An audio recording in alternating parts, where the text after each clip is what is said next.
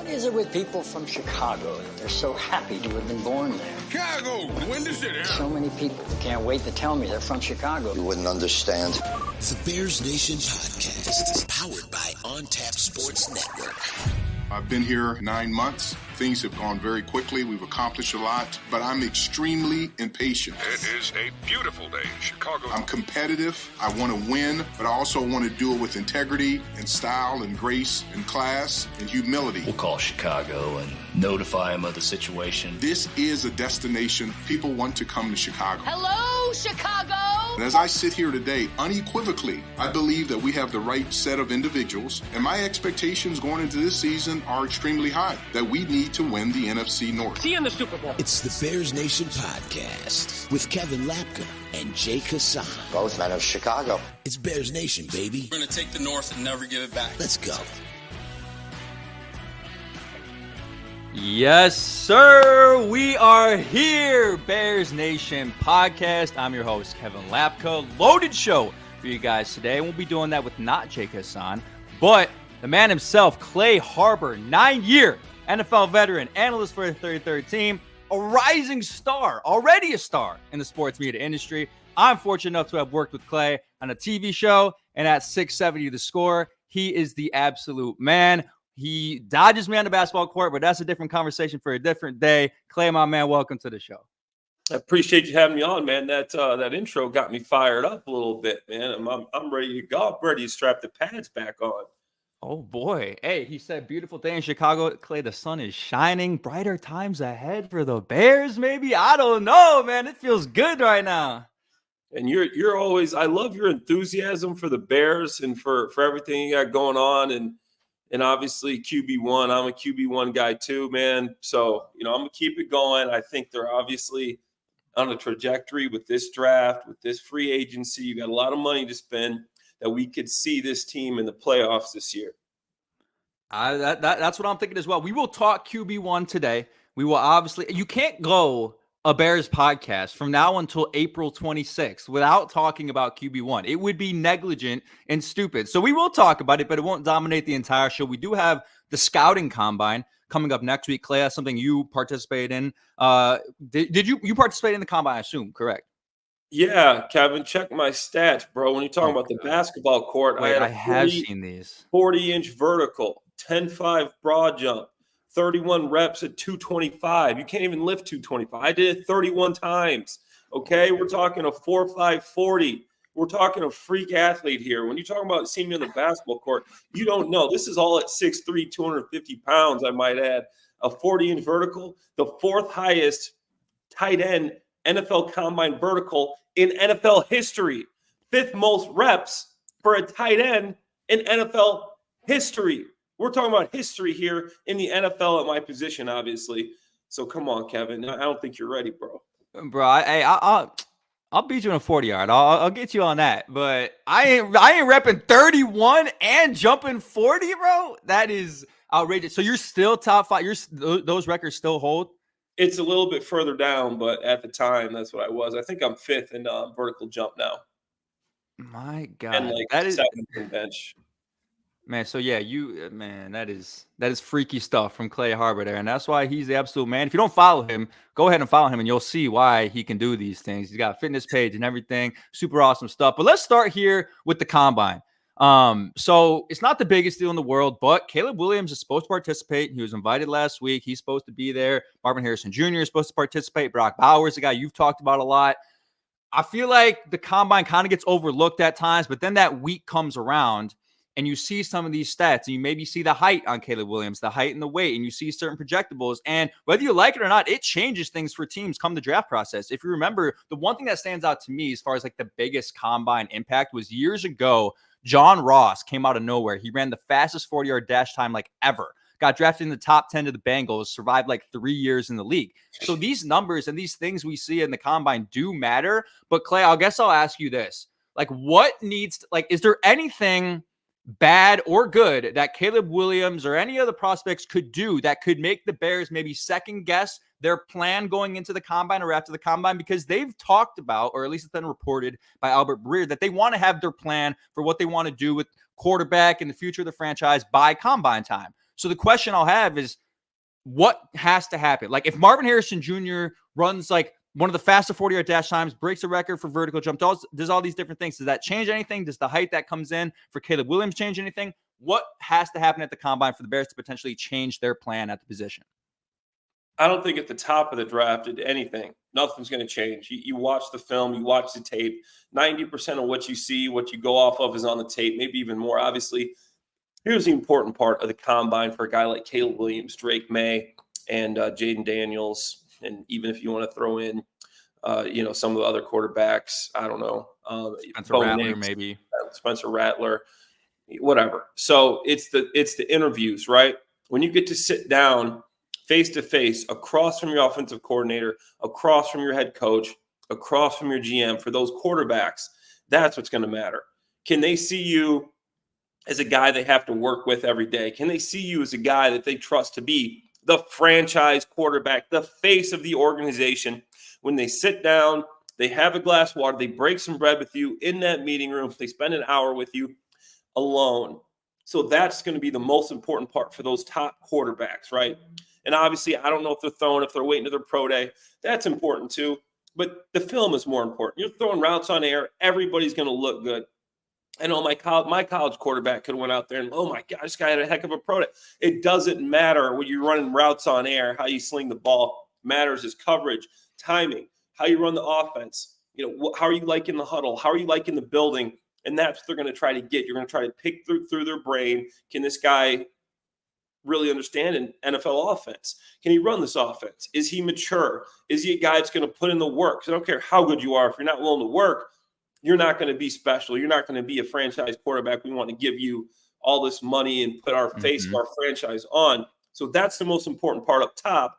And then when you go back, I know they got the 9th pick. Some things could change there. If Brock Bowers, say, runs a 4.4 or something like that, he might be a guy that if he's there, he might not have a need at tight end. He's a guy you could take, say, hey, we could use this guy in the slot. We could play him outside. We can play him inside.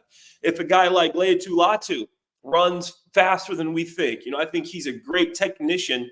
Don't think he's going to run well. But if he pulls off a 4.6, 37-inch vertical, wow, this guy's faster and more explosive than we thought. He could really do some damage opposite of Montez Sweat. So stuff like that. If you see guys improve on what you kind of had them pegged at, then you start to see things change. Hopefully Rome Odunze, I don't think he's going to be there. But if he runs slower, if he runs a 4.5, he might drop to 9. But you got all this tape on him showing him getting open. He plays fast. But he ran a 4.5, so now he drops. Malik Neighbors, maybe he runs a low 4.4 or a high 4.4, a low 4.5, and he drops to 9. So now you have these opportunities. Teams say, no, he's a little bit slow, but you have the tape. So 9, and then 2nd round, 3rd round, whatever you get for Fields in that trade, which we're assuming is going to happen. All the reporting is saying that it could be done as early as the combine. I know you're sad about that. Trust me, I'm a QB1 guy too. But I'm excited for what's to come with Caleb. But in those scenarios, things in the combine can change. Yeah, and that's why I find it so interesting that they want to have their plan set by the combine. And I know they did that last year pretty much, right? Because they knew they were going to trade the pick. That's different. You weren't having conversations with prospects at the combine. But this year, we know Ryan Poles and the Bears front office at this moment and the coaching staff are really keen on character, right? That's one of their biggest things. That's the reason they passed on Jalen Carter and took Darnell Wright. That's the reason they've made some of the acquisitions they've made in free agency in the past couple of years and let some people go. They're huge on character. So if they say they have their plan, say their plan by the combine is to take Caleb Williams, which it appears that might be the case. They do what's the match? You can only meet for an hour at the combine, right? It's not extensive at all. It's just an hour. It's an hour, yeah. Yeah. So I don't know how much they learn in an hour, but say they meet an hour and they just get rubbed the wrong way.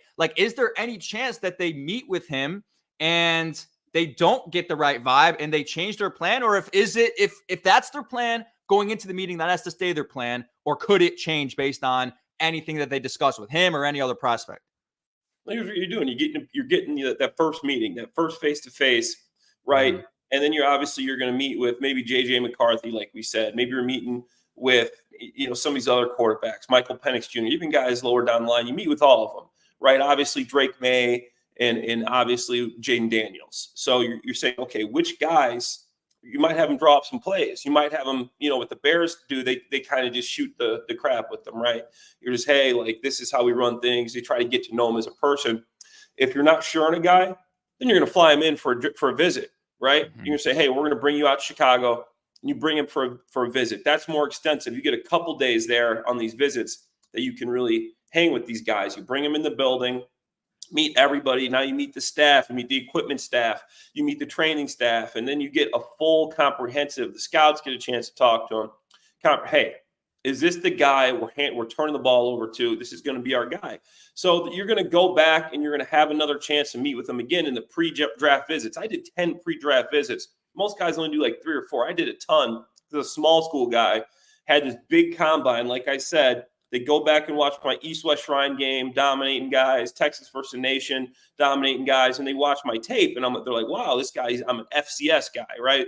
Small school dude. So then they go back and we're like, okay, we got to see what this guy's about. So I had a ton of pre-draft visits. But on the opposite end of that, when you're giving these guys the big money, I'm a late fourth rounder when I got picked. When you're doing the first rounders, that's franchise altering. You miss on a first rounder, you're setting your franchise back. So you are definitely diving in to this guy and seeing if he is the one that you really want in your building. So you have another chance in the pre-draft visits, and then you can obviously have a couple of calls. I had calls from guys, and you talk to them there, and those are only like 5-10 minute calls where you talk to the guy. It's basically just, logistically, where would you be coming from? Like, what are you doing when you get here? And you kind of start figuring out the more things about these players. But yeah, there'll be a second chance for them to talk to Caleb. Yeah, and we know there will be a second chance and all these different things, which is why I can't believe in that aspect then that they would have this figured out by the combine. To me, that doesn't make sense. I don't really believe all that reporting that's coming out because of, I believe Ryan Poles is a diligent general manager. We know Kevin Warren's thoughts on Justin Fields. We believe that he's diligent as well, and we don't know how involved he is on these sort of conversations and meetings in the first place, but it would appear to me to be negligent to already approach all of those meetings, bless you, with this premeditated idea of what you're going to do with the future of the franchise. So as thorough as they are, I can't imagine. I mean, so do you agree? Like, when do you think this goes down? If a trade were to go down, bro, I'm getting on Twitter right now. I don't even know why I didn't think about that. So you're telling me before you meet with this guy and talk to him, you're going to hand over your number one quarterback that know's a guy people love in the locker room, know's a guy that's going to go to work, go to work every day, and you're going to hand him over before you even meet with this guy? You're going to trade him away, and then you're stuck before the combine? That's a heck of a point. No, you got to wait to meet with this guy first. I know you want to speed this up, but you want to get a pre-draft visit in, bring him in there, make sure this is the guy that you want in, make sure that this is a guy you can see in your locker room that's not going to be a cancer. I'm not saying he will be a cancer. I'm saying make sure you got to do your due diligence before you trade away QB1, your number one quarterback. I don't know why I didn't think about that, Kevin, but appreciate it, man. I'm sure this one's going to get a lot of hits when I post it on Twitter. I mean, it just seems like a no-brainer. Like, and we know this about, like, maybe it's different if it's a different team, but like I said, everything about the character aspect and how much they value that, like, those things are real. So all of these reports, oh yeah, they're going to trade Justin by the combine and trade all these things by the combine. Like first of all, I think it's ridiculous, but the Bears have done a really good job, and they even did this under Ryan Pace. So it must just be like an organizational thing. They do a very good job of keeping things secretive. They do not disclose anything. And of course, things get out when you're the third biggest market in the NFL, right? Maybe even second biggest market because both teams in LA aren't that popular. So you're as big and storied a franchise as the Chicago Bears. Things are going to get out, but they do a pretty damn good job of keeping things under the rug. Like, no one expected the Bears to move up for Justin Fields, a couple years ago in 2021. No one expected them to really trade down to Carolina last year. Like, that kind of came out of nowhere. They thought a trade would happen, but not to Carolina. They keep things quiet. And they did a great job yesterday when the coaches spoke of keeping things quiet, of not disclosing anything. I'm sure Bears PR deserves a medal after that because Shane Waldron told you nothing. Matt Eberflus told you nothing as much as the reporters wanted to get out of them. So that plays into this, right? We don't know. Like, everyone just assumes that they're going to take Caleb, which is fair to assume, right? I mean, it could be the logical choice, all the, great prospect, all these different things, but there's nothing from them that indicates that this is going to happen now, that this is going to happen in the next couple of weeks. But for some reason, it seems like a majority of people in the fan base believe that a trade for trading Justin Fields away is imminent because he unfollowed the Bears on Instagram. Like, come on, let's be smarter here. The thing you're seeing, though, is guys like Albert Breer and Mike Tannenbaum, and these are guys that are connected. You got to realize these guys have connections.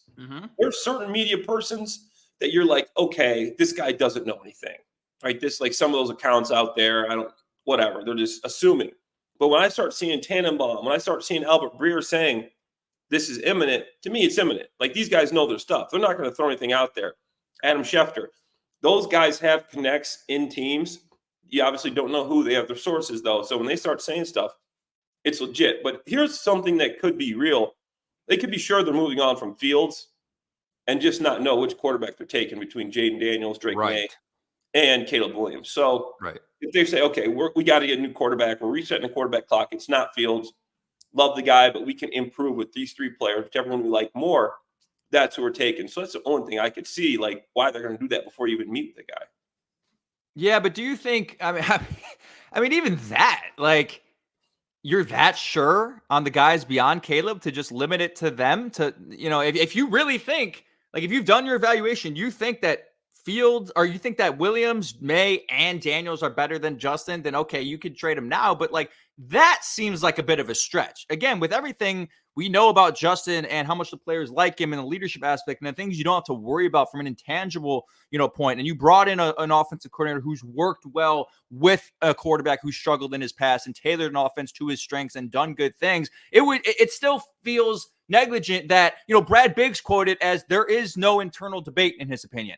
To me, if there's no debate at all, that to me is negligent. And that might be because of your opinion on Fields. We both think that they can build a good team with him and he can be a good quarterback in this league. And if you're taking Fields or keeping Fields or not. Yeah, Brad Biggs said, in his opinion, and that's one of the most connected guys. He said it on the score. He said he believes there's no debate. He said there's no. He in his opinion that it was more of an opinion-based sourcing than it was reporting-based sourcing. But even then, if that's the vibe he's getting, that seems wrong, or it seems like somewhat of a smokescreen, and they're doing what I said and not revealing anything. Yeah, I mean, that's interesting if you're not even debating it, because here's the thing. You're not just comparing Justin to these guys, to these quarterbacks, right? In my opinion, you got to start looking at it like this. I'm comparing them to Marvin Harrison Jr. I'm comparing them to Joe Alt. I'm comparing them to anybody else, these draft picks you can get, and a next year's first, and maybe 2 next year's first. So what you got to realize, it's Justin and Marvin Harrison Jr. together. If you trade down to like 3 or 4 and assuming that he's the guy, you go to the combine, we've watched the film, we see how excellent he is at running routes, reminds me a lot of Larry Fitzgerald, the way he goes about his game, hardworking guy. You can tell the way he talks that he's a guy that is all football, no worries there. Obviously, you could bring him in, but it's not just Caleb versus Justin. And that's what I want fans and in the media persons to see. We're not saying, oh, it's Caleb, it's Justin plus Marvin. Who do you think Marvin Harrison Jr. is? If Marvin Harrison Jr. turns out to be a Hall of Fame wide receiver, Caleb Williams turns out to be Kyler Murray, I argue that you have DJ Moore, Marvin Harrison Jr., 2 number ones. You get another number 1 next year. If next year you're in the same position, you'll have another one next year because you're going to get 2 to 3 firsts for this pick if you trade down, and then maybe another player, and then in the second round. So you got to weigh the whole. You got to look at the broad aspect for the future of all the picks you could get, and it's not just Caleb versus Justin. It's everyone else you can get plus Justin versus Caleb or Drake May. I've been saying that for weeks and months now. And it seems to me like the argument against that for people who want the Bears to take Caleb Williams is, all right, well, watch the Super Bowl. You have the one team that has taken the route of building up a roster with Deebo Samuel, and George Kittle, and Brandon Ayuk, and great playmakers, and a great offensive line, and Christian McCaffrey, and a great defense, right? And it wasn't enough because they believe they have a quarterback who wasn't good enough. And on the other side, defense. I agree. Mahomes wasn't the Patrick Mahomes that we used to see. The defense, in my opinion, won the championship. Yep. And if you look at the game, the 49ers could easily have won. Don't just look at the outcome and say there was no way the 49ers – that was a coin flip. You're telling me if the offensive line doesn't pick up that blitz, Chris Jones gets turned loose, and he hits a touchdown, 49ers win. A ball comes down, bounces off the leg of the 49ers. Christian McCaffrey fumbles. This game wasn't a guaranteed victory because of Patrick Mahomes. Yes, Patrick Mahomes made big plays when it counted, but Brock Purdy easily did enough because of his surrounding team to win that game. You can't tell me that it was just this blowout because Mahomes. You had the best defense in the league, or number 2 with the Kansas City Chiefs. People act like that didn't happen. I'm not saying he wasn't the Patrick Mahomes of old where he's just putting the team on his back. His defense and Steve Spagnuolo this offseason, look back at the points. That's how they won this year. Yes, he's great. He's the GOAT maybe, but the team matters almost as much as the quarterback. You're absolutely right. And that's why I don't understand the argument, because everyone's, you got to take Caleb because you got to take the shot on the dynasty. Do people understand how hard dynasties are in sports? They are the hardest thing to do in sports is to have a dynasty. It happens once or maybe twice a decade, maybe, and across all sports. So to assume that, you just take Caleb and you're going to have a dynasty. What? I mean, that it's negligent. And for Bears fans to assume, and I don't want to, attack any Bears fans that want to take Caleb Williams, but this argument just doesn't make sense to me. To assume that it's a fast track to a dynasty if you take Caleb Williams is so wrong when you consider they don't have the Hall of Fame head coach. They don't yet have a Hall of Fame, player on offense like the Chiefs do in Travis Kelce. They don't have an offensive line that's continually good year after year after year, right? I mean, it has to be the perfect situation. So you can't just assume that, the only way that we can ever win anything in the NFL is we have a quarterback that's better than the guy on the other side of the field. That is not the case. It's simply not the case. And the 49ers up until the Super Bowl were a testament to that. And Brock Purdy played well, but most people would probably take Justin Fields over Brock Purdy. Most people would think the 49ers would be a better team with Justin Fields on it. So that argument just irks me, Clay, because I don't think people understand. Like, they throw around the word dynasty and they throw around the word generational. And they throw around the word, great so loosely as if it's an easy thing to do by just taking the quarterback at number 1 overall, when in reality, it's a less than 1% chance. It's almost impossible to become a dynasty. And the player you might get in this draft is not going to be Patrick Mahomes, because there may never be a quarterback like Patrick Mahomes. So you can't say he's Patrick Mahomes. And then you look at Trevor Lawrence, just the most recent guy. I think Trevor Lawrence still has a bright future. But what has Trevor Lawrence done in the league? I mean, you won a playoff game. He didn't make the playoffs this year, didn't make the playoffs his first year. And say, if you're the Bears, Trevor Lawrence is generational. Everybody said, it wasn't even a debate, the Jaguars were taking Trevor Lawrence. So now, if you get Trevor Lawrence and you put him on the Bears, when you have an opportunity to keep Justin Fields, Marvin Harrison Jr., a first next year, a first the following year, another second, and maybe even a player, something similar to last year, what do you do there? Bryce Young, first pick. In an alternate universe, I remember Mike Tannenbaum slamming his fist on the table saying, I would take Bryce Young. In an alternate universe, the Bears take Bryce Young first. Yep. Alternate universe. You don't have Darnell Wright. You don't have DJ Moore. You don't have Tyreek Stevenson. You don't have this year's first. You don't have the opportunity to do the things you have the opportunity to do right now, and you're stuck with Bryce Young. You're stuck with probably Byron Pringle, Equinemius St. Brown. You don't have these guys, Darnell Mooney, your receiver core. You don't have the defense in the parallel universe if they take Bryce Young. Now I think it's the same thing. If you trade this pick, and I think there's a path for Caleb, there's a chance he does become great. I see him more as Kyler Murray, solid quarterback. I'm a Kyler Murray fan, as a Kyler Murray type quarterback who's a solid quarterback, get the job done.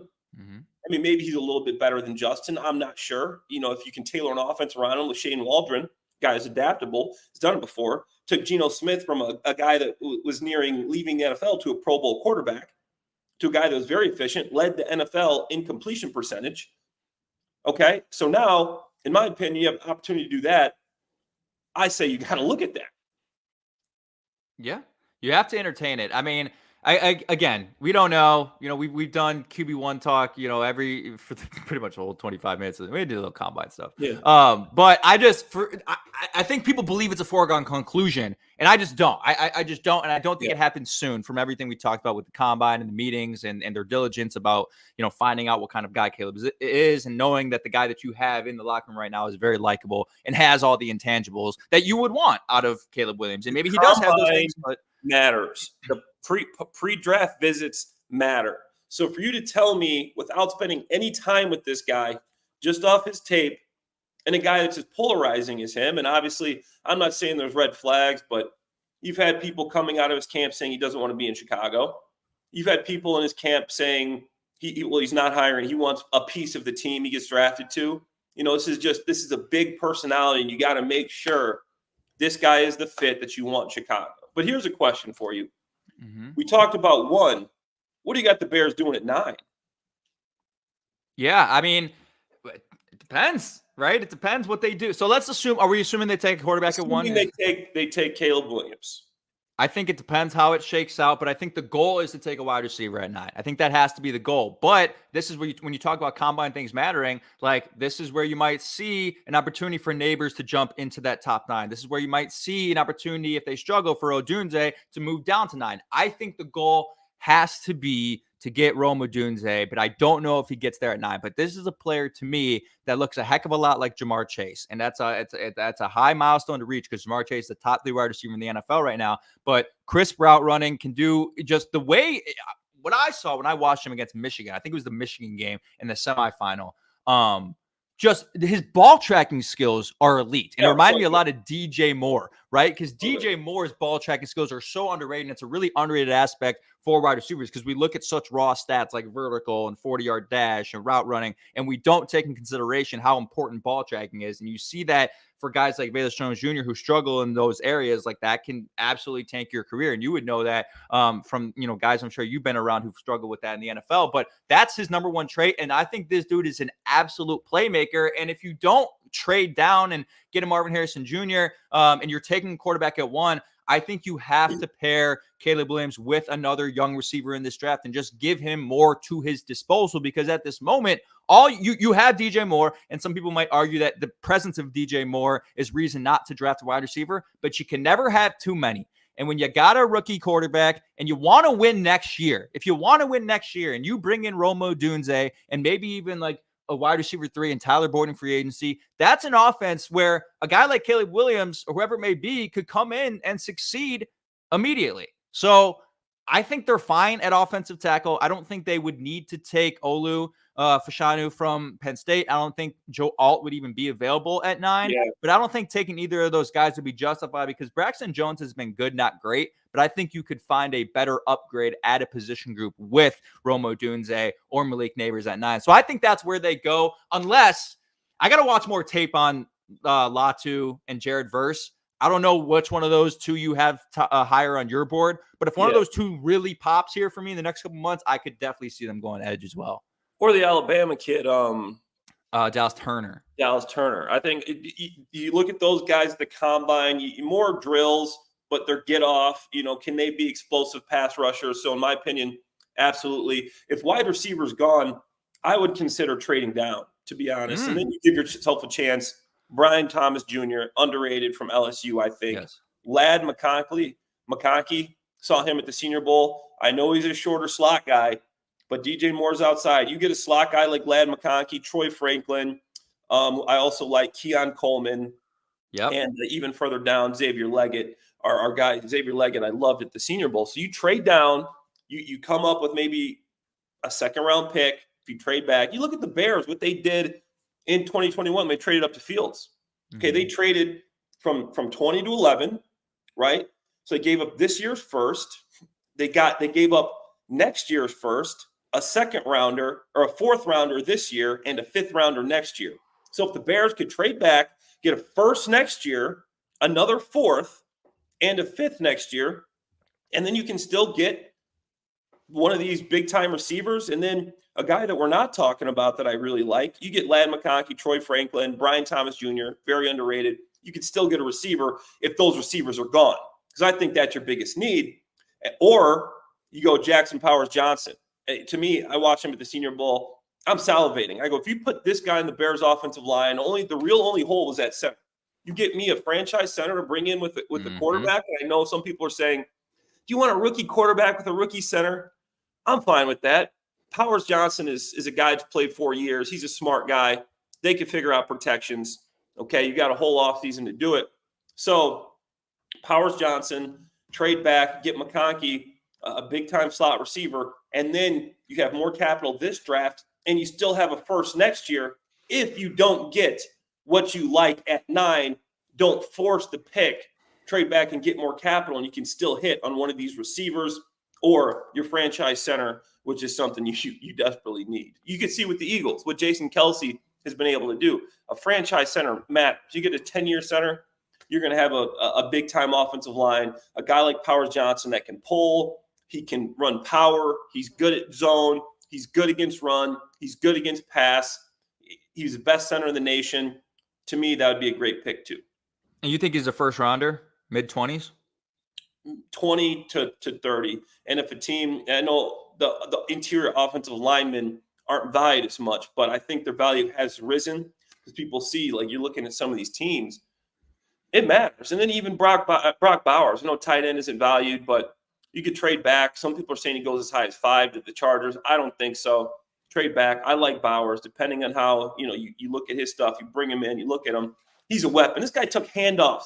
He was in the slot. He was outside. He's not a typical weapon. Now you can run 2 tight end sets, your personnel groupings. A defense sees you going with 2 tight ends, maybe 3 tight ends. They think you're going to be in a compact type of formation. No, Bowers can split out. Cole Kmet can split out. Now you got multiple linebackers on the field trying to play in space, trying to guard these guys. And Bowers versus a linebacker is a mismatch. You could go to him every time. You saw what happened with Sam Laporta this year. And you look at the Super Bowl. Why are the 2 best tight ends in the NFL in the Super Bowl? Tight end matters. You got Jason Kelce, George Kittle. You take a step back from that, you got Mark Andrews, Isaiah Likely, and you got Sam Laporta. Tight ends matter. And I'm not just saying that because I think I am, but that matters. And I think Brock Bowers should be looked at as a playmaker and not just a tight end. Yeah, and I'm thinking about it like, all right, so if you're talking about the Bears trading down from 9, the ideal scenario would be there's a team that wants like J.J. McCarthy or something. Yes. Yep. And I don't know if he's good enough to go top 10, but these things happen, right? If he has a good combine, he'll rise up the board because it's quarterback premium position. NFL-ready quarterback. He played in that pro-style system. He played with Harbaugh, a quarterback gene. Harbaugh called him the best quarterback in Michigan history. I think we know a couple of good Michigan quarterbacks, or at least one. So somebody's going to fall in love with McCarthy. Somebody could fall in love with Penix. Somebody could fall in love with Nix. And they could not – and as many teams that need quarterbacks from that 10 to 15 to 20 range could trade up. I think it's a perfect position because they're going to be willing. We need a quarterback. We don't have a chance to get Kirk Cousins. We don't have a chance to get Baker Mayfield. After that, there ain't nobody else. Who are you going to bring in for your quarterback unless you trade for Justin Fields? Yeah. So I think it's a good position. This 9th pick to me is very intriguing because all these quarterback needy teams with not a lot of free agent quarterbacks out there that want to do something. So it's going to be interesting. Man, Vikings at 11. If they don't keep Kirk Cousins, that's a team that needs a quarterback. Right after that, Broncos at 12. They obviously need a quarterback because they're not going to. What are they doing with Russ? Yeah, they're not returning him after what happened with him and Sean Payton, last year and the whole. Where are the Raiders that picking? Was 13. So they're right after the Broncos at 13. So you have a 3-team run right there between 12 or 11 and 13 that all need quarterbacks. And the great thing about that is you'll have each one of those teams bidding against each other because they're right next to each other to trade up to 9. So you can jack that price up. You'll be on the phone during those 10 minutes while you're on the clock and say, hey, Denver, Vegas is offering us, a first rounder and a third. You better give us a first rounder and a second if you want J.J. McCarthy. They can use that as leverage. It's a perfect spot to be in. Where are the Steelers? Where are the Steelers at? Where the Steelers 20. 20. I mean, maybe you don't want to go back that far, but still, you could probably get Powers Johnson, maybe Brian Thomas Jr. if he doesn't go early. I mean, there's a bunch of opportunities there at 9. Teams that need quarterbacks are going to start sweating, hoping their guy falls. Okay, we got to go to 9. We got to see what we can do to get to 9. The Bears got to take those calls. If your guy Odunze isn't there, if your guy Neighbors isn't there, if Olu Fashanu isn't there, if you really like Braxton, if your guy isn't there, don't force it. Trade back, get more capital, and let's roll. And that's the great thing about a draft like this is when you have such a quarterback stacked draft, guys are going to fall. Like there will be a great player available for you beyond 9 if 5 quarterbacks go in the top 15. It should that's just do the math. That's how it's going to shake out. There's going to be one player who will be available at 14 or 15. You trade down, you're going to be like, holy crap, I cannot believe we're getting this player at that point. And that's just the luxury of having 5, NFL caliber quarterbacks that are going to go probably in the top 20 of this draft. And now I'm starting to get crazy with it, thinking, what if we trade the first pick and trade from 9 and you're just set up regardless? Like that's something, and I know people are going to say, well, you don't know what next year's quarterback class is going to look like, whether it's Shadur Sanders or Arch Manning or Quinn Ewers or whatever it may be. But if you trade down, you trade down from 1 to 2 or 3, and then you trade down 9 to 14 or 15, you'll have everything to your disposal if you want to make a decision next year. And we're not talking about just picks either. You can get players like DJ correct. Moore. Okay, DJ, you could get actual players in these scenarios, guys that are proven in the NFL that have shown they can do it in the NFL. That's how desperate teams are to get their guy right now. And you're in a good situation because you have a guy that he's shown he can do it with minimal help, with not running the perfect system, not having a lot of weapons, and now that just gives you a lot of versatility, and for you not to explore that, I think that would be just not acceptable.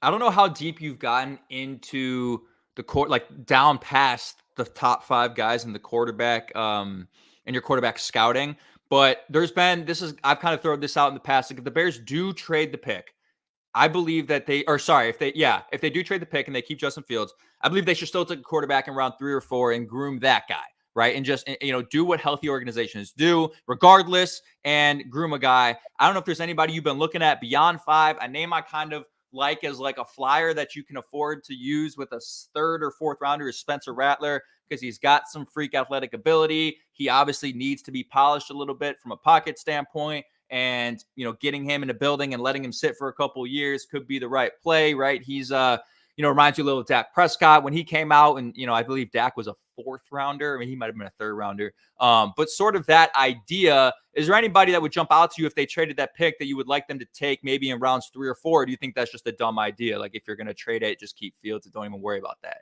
I liked from the Senior Bowl was Michael Pratt, and Spencer Rattler did stand out to me.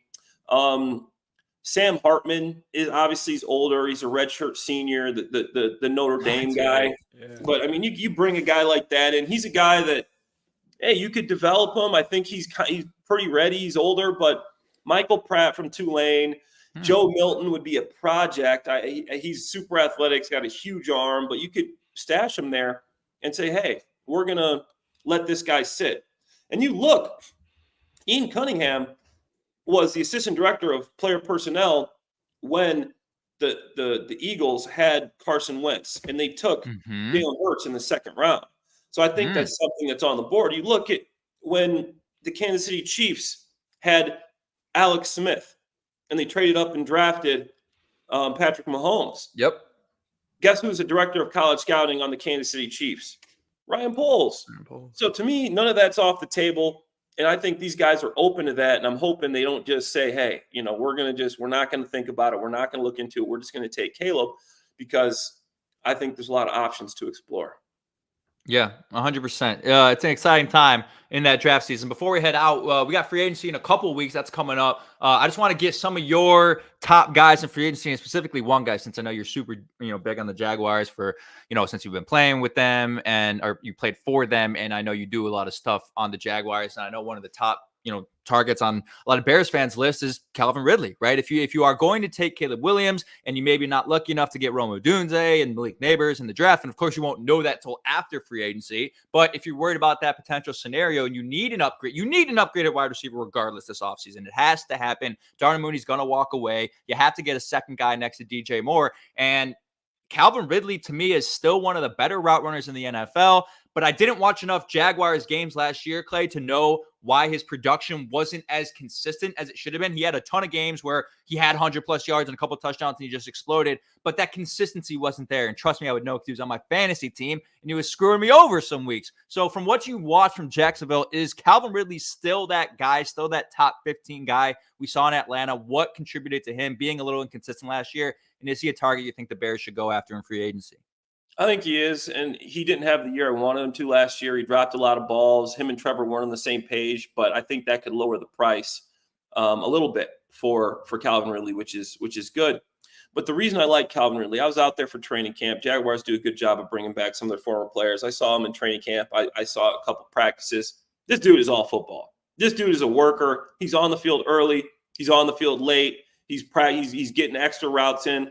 And guys like that, I'm going to bet on. I'm a bet on a guy just because of his personality. And he came back, had a whole year off, a year and a half off. So it wasn't what you wanted. But I think you give this guy another year. Okay. He was back playing the full year. And now this is a guy that is all football. You've seen him do it before. He could turn into that Atlanta Falcon guy, especially when you got a guy like DJ Moore opposite of him. And last year, Christian Kirk was out for a lot of the year. Zay Jones was hurt. Didn't have a lot of weapons besides Calvin Ridley. So if you pair him with DJ Moore, I think you see big things. Another thing, I'm not sure you'll get past the franchise tag, but Josh Allen, their defensive end edge rusher, talking about Jacksonville. He's a free agent this year, but I think they'll franchise tag him. But if they don't, if Trent Baalke says, hey, we're not willing to pay that for Josh Allen, the guy had 16, 17 sacks last year, and he is just a butt kicker. Okay, he's a guy that I would love to see on this team as well. And then, Michael Pittman Jr., I'm not sure he leaves Indy, but if he does, he's a guy that I think's been underrated. I think maybe because he's just been out in Indy and they haven't been great, but he's catching balls from Gardner Minshew last year. They don't have Alec Pierce. They didn't have much else besides him. If you pair him with DJ Moore, big, tall, Michael Pittman Jr., I think, wow, okay, that opens up things. You get him in free agency. Now you don't have to worry about that wide receiver. You can maybe trade back, get that Jackson Powers-Johnson, get an offensive tackle, or maybe just load up on edge there in the draft as well. So there's a lot of opportunities there if you sign one of these big-time receivers in free agency.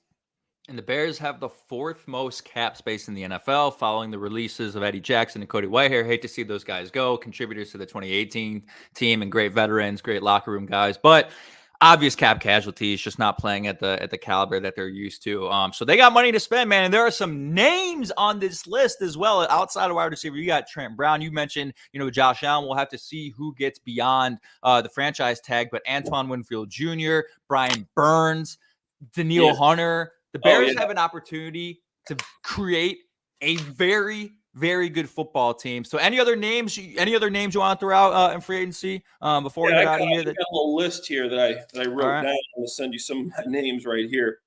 All right. So draft, I think a guy you could get maybe in the second round would be Tyler Guyton, a guy I really liked in the Senior Bowl. I talked about him. Powers-Johnson, obviously. Laiatu Latu, this is obviously draft, but 23.5 sacks over the past 2 seasons. We talked about Brock Bowers, but going into my free agency list, obviously Chris Jones is there if he's going to take a lot of money. But you have a lot of money, you could pay Chris Jones and bring him in. I think he's a guy. Obviously, T. Higgins, Brian Burns, Michael Pittman Jr., Daniil Hunter, Calvin Ridley, Chase Young. I think Chase Young didn't have a great year with the 49ers, but he's a guy that still has a ton of upside. You pair him with his old running mate, Montez Sweat. I think that's something nobody's talking about. Connor Williams, the center from Miami. Xavier McKinney, you need a safety now. If you bring in Xavier McKinney, I think he could do a good job. And then we have like Noah Fant, just a tight end that played with Shane Waldron, a guy that's never really reached his full potential. You could probably get him on a deal if you don't go tight end in the draft. You pair him with Kmet, he'll probably do a better job than Robert Tonyan did. You can still get him on a good deal. And another guy I like in the draft is right guard. You could probably get in the 3rd round. Keep up with this name. His name's Christian Haynes from UConn. He can play right guard or left guard. I really like him. And then my late round tight end that I'm in love with is Ben Sinnott. He's a tight end H-back. I think you can get him in the 4th round from Kansas State. Fell in love with this guy at the Senior Bowl. Came back, watched his film. I mean, I think he is one of the steals of the entire draft. Ben Sinnott. Wow. Ben Sinnott, steal the entire draft, 6'4", 247. Wow. Yeah. Hey, now that you're saying some of these names, I think Noah Fant is going to be a Chicago Bear. I think that makes too much sense. Yeah, I mean, it does make a ton of sense. And when's the last time the Bears have had a good 2 tight end system? Like, they've tried it, but they haven't had it. Zach Miller. I mean, what are we talking here? Yeah, I mean, like I think that it's underrated to get that 2 tight end set. Obviously, everybody's talking about Brock Bowers, but in my opinion, and don't kill me for saying this, but Ben Sinnott isn't far off. And I'll send you my tweet last year when everybody's talking about Dalton Kincaid, everybody's talking about Michael Mayer. I said who my number 1 tight end was? Sam Laporta. I said, yo, Sam Laporta. I'll send you my stuff from Rashee Rice. And Rashee Rice is a mid-round target the Bears should get. Guy can catch the ball, and he has a big year to help the Kansas City Chiefs win. Puka Nacua is another guy I loved from the Senior Bowl. I mean, there are guys out there that the Bears could find in later rounds. They just got to do a better job of drafting late. With that Velus Jones and Tyler Scott pick, I mean, I also wrote down some guys that were taken after those two. And I mean, to me, I was getting sick, right? So you got, after Tyler Scott was drafted, Dontavian Wicks, 39 catches, 591 yards. After Tyler Scott, Puka Nacua, we all know what he did. Parker Washington, Trey Palmer, 39 catches. A.T. Perry, 4 TDs. Demario Davis, 49 catches. Okay, there was a number of guys. And then Velus Jones, Romeo Doubs, 11 touchdowns, taken after Velus Jones. Poles does a great job in the trenches. He's got to do a better job of scouting wide receivers. Hey, I mean, that contributed so much to Justin Fields' ineptitude his first year. It was like, dude, that was Velus Jones Jr. is supposed to be the guy you're going to pair with him and be his guy for the first couple. Like, that was your plan? Like, come on. Round when everybody had him in like the 5th or 6th. Wild. It was wild, and that's why it's like, all right, you have it so easy now. If you want to just trade down and take, like, you can't miss on Marvin Harrison Jr. No. And you can't miss on him. If you're worried about scouting that position, just take the guy who you can't miss on, who will be a top 10 wide receiver in NFL history. Like, I could tell you, I believe that is his ceiling. He is that good, and I think he's gonna tear it up at the combine because I've played basketball with this dude. He will run a 4.3, 8. And he'll jump 43 inches, and people will be like, holy shit, this guy is a freak. We got to take him, trade that pick. I love it. Clay, my man, I appreciate you taking the time. You are the goods, breaking down everything with the combine, QB1, and free agency, and some more draft things. You nailed it on the tight end. And hey, if the Bears need another one, I mean, this dude still got it, man. Hey, man, this dude right here still he stays getting up there, stays dunking, stays getting fit. So Shane Waldron makes it right now. I'll show you, man. Oh God. All right, that's it. We don't need to terms of service that we can't have that on here. No, it's good. If you guys do want to see that, there's plenty of that content on his Instagram. If you want to see Clay Harbor with his shirt up, it's just Clay Harbor on IG, right? You got no numbers. Yeah, just or anything? Clay Harbs 82 on IG and Twitter. Shoot your boy a follow. We'll talk Bears. We'll talk fitness. We'll talk it all. Yes, sir. All right, Clay. Appreciate you, my man. We got to get you on again, but always a good time, man. Take care. My pleasure. All right.